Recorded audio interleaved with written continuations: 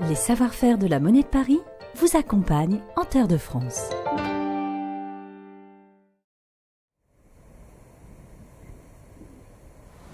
Cette semaine, on va partir à la découverte de Saint-Quentin en Yvelines, 12 communes qui composent cette ville nouvelle. Alors on va partir en balade avec Daniel, on va aussi découvrir le théâtre et puis on a de la chance aussi parce qu'on est accompagné par les copains de TV78 et on va avoir plein de belles images. Je m'appelle Charlotte et je trouve qu'on vit dans un pays formidable. Les terroirs, la gastronomie, les paysages. Mais ce que j'aime le plus sans doute, c'est les rencontres. Si comme moi, vous êtes convaincus que les plus belles découvertes se font souvent au bout de la rue, alors nous sommes faits pour nous entendre.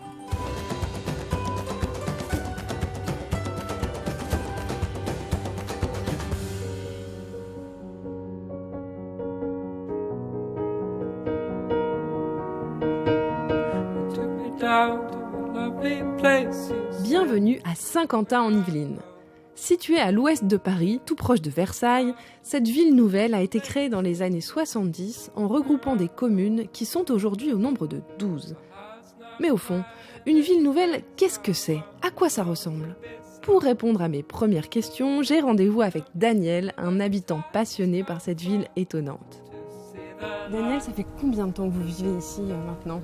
Un peu plus de 40 ans sur le territoire de Saint-Quentin-en-Yvelines. Au début, j'étais plutôt sur Élancourt, et puis après, ça fait 25 ans à peu près que je suis sur le secteur Montigny, parce que le centre se construit. Donc vous l'avez vu évoluer, cette ville. Oui. Ici, on est où exactement ? Alors là, on est vraiment au centre, au cœur, de la convergence de tout ce qui s'organise sur le centre de Saint-Quentin. On est dans un parc qui a été conçu par Denis Caravane, qui est un concepteur qui a notamment fait l'axe majeur de Cergy-Pontoise, qui est connu aussi. Bon, c'est quelqu'un qui traite les grands espaces. Et nous sommes là au cœur du système. C'est-à-dire derrière nous, il y a un grand axe qui va jusqu'au Vélodrome, puisque maintenant c'est aussi la référence. Oui. Ce grand axe urbain. Un autre axe qui est un parc monte vers la gare et qui est très utilisé par les habitants. On descend vers la vallée de la Bièvre, dont en fait on est dans le Talweg, on est disons aux sources de la Bièvre dans ce secteur-là.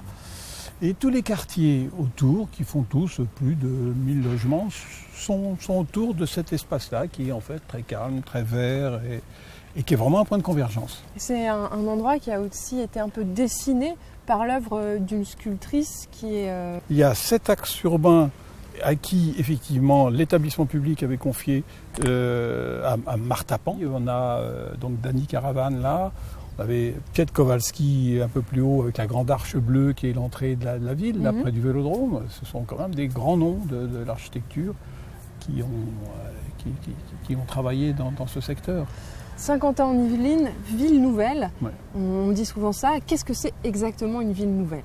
Remonter à De Gaulle, à Delouvrier, etc., qui ont décidé que, pour éviter que Paris s'étende en tache d'huile, ils ont décidé de créer des points qui ne soient pas des morceaux de banlieue, mais qui soient des villes réellement, avec leur propre autonomie. Voilà. Donc Saint-Quentin est un des lieux où se retrouver, des lieux où habiter, des lieux où travailler. Voilà, il y avait des objectifs à l'époque très ambitieux. Ici, en fait, il y avait déjà, il n'y avait pas rien quand on a construit la ville nouvelle, il y avait donc plusieurs communes. Ah, des communes, oui. Qui existaient. Il y avait des communes dans les vallées la plupart du temps. Ouais. Les gens ne vivaient pas sur le plateau au Moyen-Âge et tout ça. C'était trop humide, c'était insalubre. Alors ça a été peu à peu drainé. Et d'ailleurs, à l'époque de Louis XIV, ils en ont profité pour regrouper toute cette eau, faire des barrages comme l'étang de Saint-Quentin pour les grandes eaux de Versailles.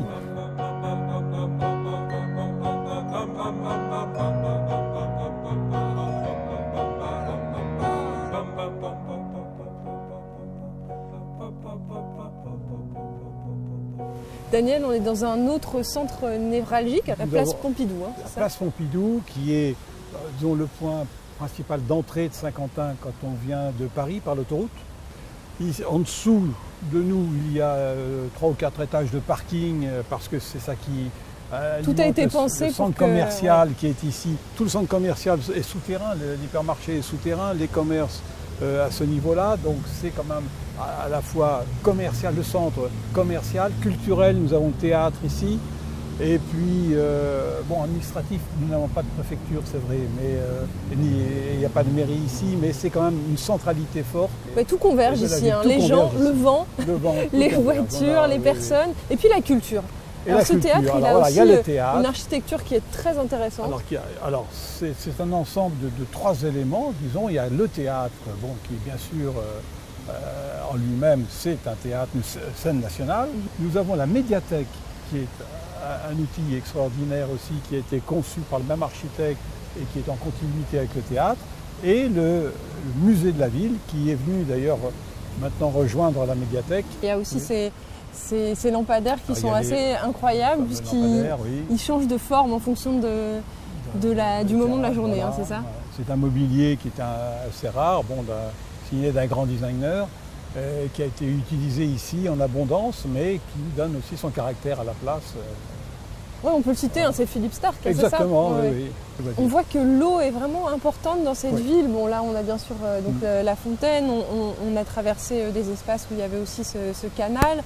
Et puis en face, là aussi, il y a un gros plan d'eau. Le terrain était humide, il a fallu drainer, il y avait des canaux, des rigoles qui ont été faites un peu partout pour drainer ces terrains, réutiliser après. Au XVIIe, ils ont barré la vallée de la Bièvre pour faire cet étang de Saint-Quentin, mais il y avait un autre étang à côté. C'est une ville qui a à peu près 200 000 habitants, je ne sais pas, vous vérifiez, je sais pas, mais qui n'a pas de fleuve. Donc l'eau, qu'est-ce qu'on en fait? Toutes les grandes villes, presque tout un fleuve, on peut évacuer les eaux pluviales. Nous, non. Donc il a fallu mettre des bassins partout, et l'idée de l'eau est restée très très présente. Ce que les urbanistes de la ville ont appelé la trame verte et bleue, qui est une réalité ici, c'est plus qu'un slogan. C'est vrai qu'elle en impose, cette façade de théâtre, et je vous propose d'en savoir un peu plus en poussant les portes. Lionel, le directeur, m'attend pour faire le tour du propriétaire. Lionel, on est dans un lieu qui est assez étonnant, on peut le dire, d'un point de vue architectural. On était dehors tout à l'heure et on se demandait quelles étaient les influences. Il y a de multiples influences, il y en a 3 ou 4. À l'extérieur, comme vous avez pu le voir, il y a une référence quand même à Auguste Perret, à ce classicisme d'Auguste Perret, des choses des façades qu'on peut voir au Havre, par exemple. Il y a, est-ce que vous êtes passé par ce magnifique escalier qui pourrait faire penser au Panthéon? Oui, alors on a vu qu'il y avait des petites lettres, justement. Oui, sur la verrière. Sur les Donc, il y a une verrière tout autour de l'escalier, et chacune des lettres correspond aux initiales d'un ouvrier qui a travaillé sur le chantier, et ils ont été assez nombreux. Donc une valorisation du travail des travailleurs. Ouais, qu'on voit d'ailleurs sur la petite image que l'on a dans notre dos. Et puis dans la grande salle dans laquelle on rentrera tout à l'heure, vous le verrez, il y a aussi une référence au Teatro Olimpico de Cesena, qui a été construit à la Renaissance, dessiné par Teatro Olimpico, qui a été dessiné par Andrea Palladio, un architecte de la Renaissance italienne, avec cette énorme ouverture. C'était un cadre de scène qui est assez grand, et une salle extrêmement large. Donc on est plutôt dans un théâtre romain, Renaissance. Donc il y a cette superposition, et puis au-dessus de la façade, quand on rentre, il y a une espèce d'arche. Il y a une arche parce que l'architecte est originaire de Gdansk, en Pologne. Et en Pologne, il y a bien entendu à Gdansk les chantiers navals. Et donc il a fait une référence à ça. Alors voilà, il y a plein d'influences, une référence à l'Italie, une référence au Havre, référence à la Pologne. Ça a été construit en 1993. 93, ah oui, donc en fait c'est quand même relativement récent. C'est un théâtre assez récent. Ouais.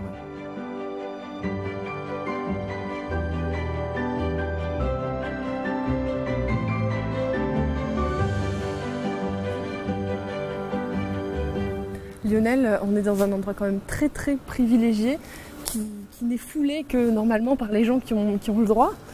D'habitude on dit que c'est, quand on fait visiter le théâtre, que c'est dans cette partie du théâtre, juste en face, le public, que l'on gagne de l'argent, et que c'est dans cette partie du théâtre que l'on en perd. Effectivement, c'est là que sont les artistes. Il y a aussi des techniciens qui foulent cette saison par exemple, qui va fouler ces planches, parce que c'est des planches?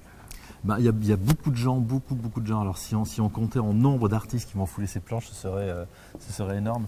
Il y a une programmation qui est assez variée. La programmation est assez dense. En fait, cette salle est avec un cadre de scène qui correspond grosso modo à l'Opéra Bastille, est un des plus gros plateaux d'Île-de-France. Donc c'est aussi une salle qui appelle des formes assez conséquentes. Je pense les prochaines représentations, il va y avoir toute une série de représentations de Roméo et Juliette chorégraphiées par Ange Jocage. Voilà. Quelques jours après, il y a le Philharmonique de Radio France et ses 100 musiciens qui seront là. Donc on essaie aussi de développer des formes opératiques, symphoniques, orchestrales. Ce qu'il y a de chouette aussi ici, c'est que vous faites venir aussi des gens qu'on n'a pas forcément l'habitude de voir dans un théâtre. Non seulement on travaille sur le répertoire, quelles que soient les esthétiques, les disciplines, c'est aussi un travail sur la découverte. Donc il y a cette salle que vous voyez dans laquelle nous sommes, il y a également une petite salle de 300 places qui est à l'étage. Donc ici, il y a combien de places? Il y a un peu plus de 1000 places, 1040 places. Et en même temps, on a l'impression que les gens sont très très près. Oui, parce que la salle est large, la salle est assez large, donc ça favorise cette proximité. Donc on alterne entre les grandes formes qui sont un peu plus connues, mais pas forcément que des grandes formes connues, et puis des petites formes et tout un travail de découverte dans toutes les disciplines artistiques. Mais c'est notre boulot et c'est le travail d'une scène nationale que d'aller découvrir des jeunes artistes. Il y a aussi des ponts avec d'autres formes de culture, hein, c'est ça? Il y a des ponts avec, d'autres formes de culture. La culture scientifique. Oui, parce que je pars du principe qu'un théâtre est aussi un lieu qui doit être perméable à son environnement. Or, il se trouve que le théâtre de Saint-Quentin-en-Yvelines se trouve sur le plateau, sur le périmètre du plateau de Saclay. Et le plateau de Saclay, c'est un périmètre qui concentre, entre 15 et 20% de la recherche publique et privée en France. Donc on s'est posé la question assez rapidement de savoir comment la parole scientifique pouvait pénétrer à l'intérieur d'un théâtre. Et on a réussi à créer un temps où on aborde une thématique scientifique par le biais de la parole des scientifiques, par le biais du spectacle vivant, ça c'est notre métier. Notre prochain rendez-vous n'est pas loin. On va continuer notre balade dans cette ville nouvelle en allant au musée de la ville. Ça n'est pas compliqué puisque c'est dans le même bâtiment que le théâtre. Donc je reconnais le théâtre où on était tout à l'heure. Donc maintenant on est dans le musée, c'est là, c'est ça? Alors nous, on se trouve ici dans le musée au rez-de-chaussée au niveau de la place, dans un grand bâtiment qui est à la fois théâtre, que vous avez vu tout à l'heure, médiathèque et depuis 2017 également musée. Donc on appelle le MUMED. Très récent. Musée médiathèque, très récent. Alors, c'est un endroit où on trouve quoi? Parce qu'on voit qu'il y a des tas d'objets différents, il y a pas mal d'informations sur ce qu'est la ville, c'est ça? Quel est le projet de cet endroit? Alors, le musée a été créé il y a 40 ans et il est installé ici avec un double objectif, à la fois parler du territoire et parler des modes de vie. C'est un musée qui se décompose en deux espaces. Nous sommes ici dans la salle d'exposition permanente, qu'on appelle un SIAP, un centre d'interprétation de l'architecture et du patrimoine, qui rappelle d'ailleurs que 50 ans en Yvelines est aussi labellisé Ville d'Art et d'Histoire. Et donc c'est un lieu qui a un espace qui a vocation à retracer l'évolution du territoire, des origines. On voit, il y a des objets du quotidien, il y a aussi pas mal de choses qui sont liées à l'architecture. Alors effectivement, on présente le territoire, donc c'est-à-dire sa géographie, son architecture, son urbanisme, et par le biais des collections du musée, on rappelle aussi par quelques objets l'évolution des modes de vie, notamment sur le XXe siècle, et en particulier sur la deuxième moitié du XXe siècle qui correspond à l'essor de la ville nouvelle, à partir des années 70. Un peu de poésie dans ce monde urbain, ça vous dit ? Je vous propose d'aller dans l'atelier de Nicolas Sanne. Nicolas est un artiste du Sud installé depuis plusieurs années à Saint-Quentin-en-Yvelines. Ici, il travaille les lignes, les formes. Ses œuvres sont monumentales, mais tout en légèreté. Adepte d'un art le plus populaire possible, ses œuvres sont visibles pas très loin, à Trappes, à Montélimar ou encore à Valenciennes. Nicolas, on est devant 20, 30 années de travail ? Non, 20, allez. 25, voilà. Donc c'est ça, vous avez commencé par des structures comme celle-ci? Comme celle-ci, la petite cloche derrière la sculpture en bois noir qui est un peu couverte de poussière aujourd'hui. C'est le signe qu'il y a de l'activité dans l'atelier. Effectivement. Donc du coup, oui, c'est un travail que j'ai fait quand je suis arrivé sur Saint-Quentin-en-Yvelines, il y a 20 ans.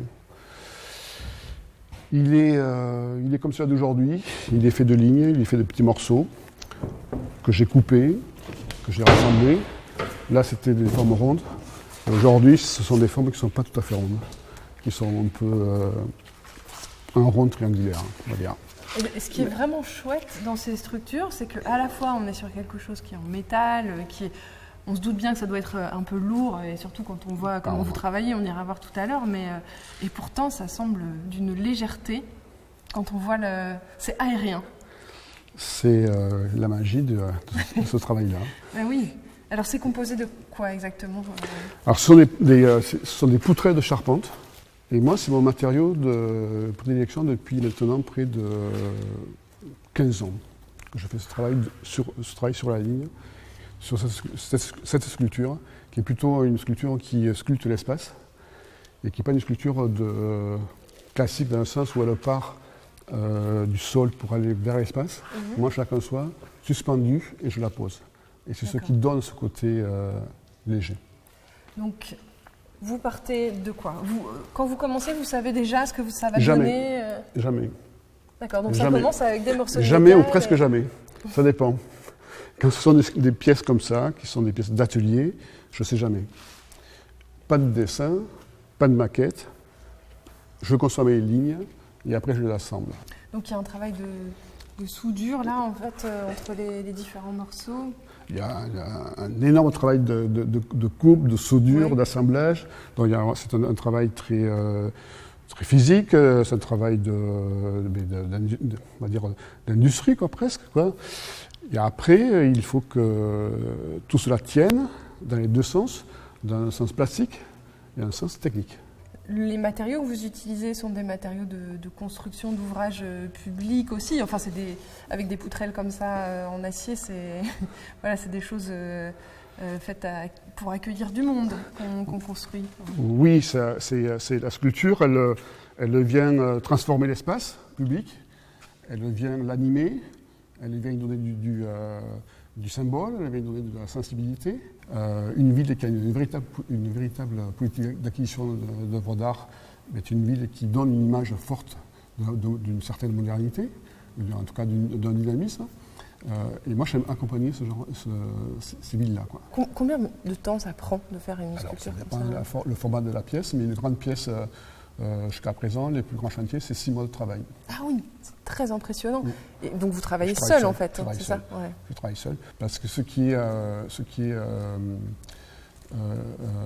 délicat dans mon travail, c'est qu'il ne peut pas être fait avec des maquettes. Donc du coup, je suis obligé de faire des pièces comme ça, par exemple, comme celle-ci. Et si je veux faire une pièce comme celle-ci, beaucoup plus importante, mais ce que je vais faire, je vais la numériser. Et donc l'idée, c'est, on numérise, on étudie après la nouvelle façon de travailler pour développer des sculptures plus grandes. C'est-à-dire, aujourd'hui, on va pouvoir faire des sculptures de 8, 10 mètres, 15 mètres de haut. On est capable. On a beaucoup marché, alors maintenant, on va faire un peu de vélo. Direction le Vélodrome, vous allez voir, le lieu est très impressionnant. C'est ici qu'auront lieu les épreuves des JO de 2024. On a quand même un privilège assez exceptionnel, on est sur la Côte d'Azur à Saint-Quentin-en-Yvelines. C'est fou ça. Exactement. Alors attention, c'est la Côte d'Azur du Vélodrome national de Saint-Quentin-en-Yvelines. La Côte d'Azur, c'est le nom technique de cette partie bleue de la piste, qui est la partie finalement d'accélération et de décélération quand on grimpe sur la piste du Vélodrome. D'accord, on commence là et ensuite quand on prend de la vitesse, c'est ça, on monte? Exactement, on monte ensuite on a le droit de monter sur la piste. On a tout à fait le droit de monter sur cette piste en bois. C'est du pin de Sibérie.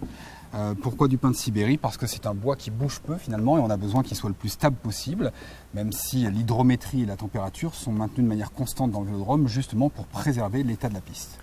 Le cyclisme en salle, c'est un sport qui est qui va être beaucoup mis en valeur d'ailleurs dans pas très très longtemps.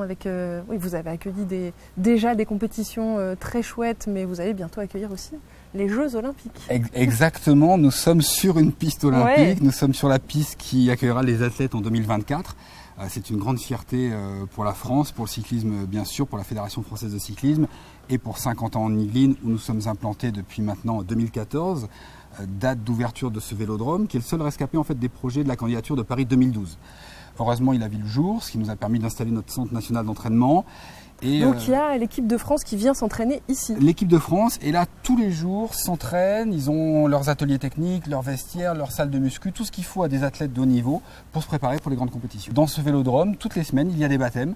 Depuis son ouverture, il y a déjà eu plus de 10 000 baptêmes dans ce vélodrome, donc vous pouvez venir à n'importe quel moment découvrir le cyclisme sur piste. Et même passer là-bas, c'est-à-dire là où la piste ressemble plus à quand même un mur. Hein, Alors dans les deux virages, effectivement, la piste est à 44 degrés, c'est impressionnant parce qu'elle fait 8 mètres de large, donc quand on est en haut, c'est très haut. Mais oui, on apprend rapidement à monter et lors des baptêmes, qu'ils soient publics ou d'entreprise par exemple, rares sont les gens qui n'arrivent pas à monter. Et on roule jusqu'à quelle vitesse là-dessus ? Alors, les champions roulent jusqu'à 80 km/h dans les compétitions de vitesse pure. C'est très Nous, impressionnant. on va plutôt rouler entre 25 et 35 km/h et c'est déjà très bien. Oui, c'est déjà. Oui, il y a moyen de se faire un petit peu peur. Hein. Exactement. Et donc ici, c'est passé un truc assez chouette avec un monsieur qui s'appelle Robert. Notre ami Robert Marchand. Mais oui. Alors, c'est quelque chose d'extraordinaire. Il a 105 ans. Il fait toujours du cyclisme et il fait du cyclisme sur piste et il bat des records. Alors, il est le seul dans sa catégorie, vous me direz, mais il établit le record. Mais depuis l'ouverture de ce vélodrome, il s'est passé des choses merveilleuses, puisque un an après son ouverture en 2015, on a accueilli les championnats du monde. Ça a été un événement fantastique avec un public hystérique pendant 5 jours, beaucoup de médailles pour l'équipe de France, l'année qui a suivi des championnats d'Europe. On va accueillir prochainement une manche de Coupe du Monde l'année prochaine. Donc on fait tout ce qu'il faut pour peaufiner les réglages finalement et être prêt pour les Jeux Olympiques de 2024 et puis bien sûr donner la chance aux spectateurs de voir les plus belles compétitions et les plus grands champions sur notre piste à 50 ans en Yvelines. Oui, c'est un équipement qui est assez exceptionnel. Bon, vous l'avez dit, il est très récent et puis il est premier de sa catégorie dans pas mal de domaines. Dehors, il y a une piste de BMX, c'est ça, hein, exactement, qui est couverte. Il y a une piste de BMX couverte, ce qui nous permet en Ile-de-France de pouvoir nous entraîner toute l'année. Ça, c'est merveilleux. Et juste de l'autre côté de l'île de loisirs, qui est notre voisine. Oui, on voit d'ailleurs, on voit l'eau, les plans d'eau voilà, derrière. Il y a un beau lac, il y a plein de choses sympas, il y a un parcours de golf, de l'acrobranche, enfin c'est un super centre. Il y a de l'autre côté la colline d'Elancourt, qui est le plus haut point de l'île de France et qui sera aménagé pour le VTT. Donc pour les Jeux Olympiques en 2024 Ok, à donc 50 un ans en vrai Yvelines, complexe. 3 des 4 disciplines de cyclisme se dérouleront ici, la piste, le BMX et le VTT. Bon, on sera tous derrière vous, derrière la Fédération J'espère française bien. de cyclisme. Merci beaucoup. Avec plaisir. C'est au Vélodrome que s'achève notre première journée à Saint-Quentin en Yvelines. Vous vous doutez bien qu'il reste encore beaucoup de choses à voir. Le prochain épisode sera beaucoup plus nature. Juste avant de se quitter, je vous laisse avec notre série sur les pièces de la monnaie de Paris. Et nous voici à Paris. Paris universel pour Jean-Paul Gaultier qui a dessiné cette pièce de 10 € de la monnaie de Paris. Alors la pièce, elle s'inscrit dans cette série La France par Jean-Paul Gaultier. Donc c'est la vision d'abord de Jean-Paul Gaultier. Mais à Paris, si vous parlez de Paris dans le monde entier, c'est la Tour Eiffel. C'est le monument le plus visité au monde. Donc on ne pouvait pas faire une pièce sur Paris sans avoir la Tour Eiffel. Mais évidemment, une Tour Eiffel stylisée, une Tour Eiffel revisitée par Jean-Paul Gaultier. Mais voilà, c'est le symbole de Paris. Et évidemment, il y a tout Paris dans cette pièce. Alors, d'abord, il y a un livret sur lequel on voit une femme, c'est peut-être la Tour Eiffel, cette femme, qui regarde en tout cas la Tour Eiffel, sur lequel il y a des tatouages qui représentent Paris. Et puis, il y a marqué, il y a une sorte de soleil avec Paris universel, le Paris universel au féminin. Alors, qu'est-ce qu'on voit sur cette pièce ? Il y a évidemment les autres symboles de Paris. On peut voir Notre-Dame, on peut voir l'Arc de Triomphe. Et puis, la Tour Eiffel stylisée par Jean-Paul Gaultier, c'est évidemment une femme avec des talons, avec ses jambes, avec son corset, une femme qui enjambe la scène, quelque chose qui charme, qui attire, et peut-être qui prend aussi le pouvoir. Alors Jean-Paul Gaultier a décidé cette pièce. Jean-Paul Gaultier, tout le monde connaît le grand couturier qu'il est. C'est l'homme qui a le premier mis des jupes aux hommes. Donc c'est un provocateur, dans le bon sens du terme. Et sa vision de la Tour Eiffel, qui est devenue maintenant un classique, même si elle n'a que 125 ans, et qu'à l'époque où elle a été érigée, elle a choqué évidemment beaucoup de monde, elle était elle aussi révolutionnaire. C'est une vision révolutionnaire de cette Tour Eiffel. C'est la vision du couturier. Les couturiers, qu'est-ce qu'ils font ? Ils habillent les femmes, ils habillent aussi les monuments. et ils transforment les monuments en femmes. Ah, on me la donne. Ah ben, c'est un cadeau que je vais garder précieusement. D'abord parce que j'ai une grande admiration pour Jean-Paul Gaultier, une amitié pour Jean-Paul Gaultier. Et ensuite parce que je trouve que, oui, elle représente ce que j'aime de Paris, c'est-à-dire une ville qui n'est pas figée dans ses monuments, une ville qui bouge, une ville qui vit, une ville qui invente. Et voilà, je vais donc la garder précieusement dans ma collection. Pour l'instant, la valeur nominale, c'est 10 €. C'est-à-dire qu'on va acheter cette pièce 10 €. Moi, je vous fiche mon billet, comme dit quelqu'un d'important, que dans quelques années, ça vaudra peut-être plus de 10 €. C'est donc un cadeau formidable à faire à des enfants, à quelqu'un qui vous est cher. Dans le prochain épisode, direction l'Ouest et la Bretagne. Des pièces de monnaie à collectionner ou à offrir, à retrouver dans vos bureaux de poste, chez les buralistes participant à l'opération et bien sûr sur monnaiedeparis.fr.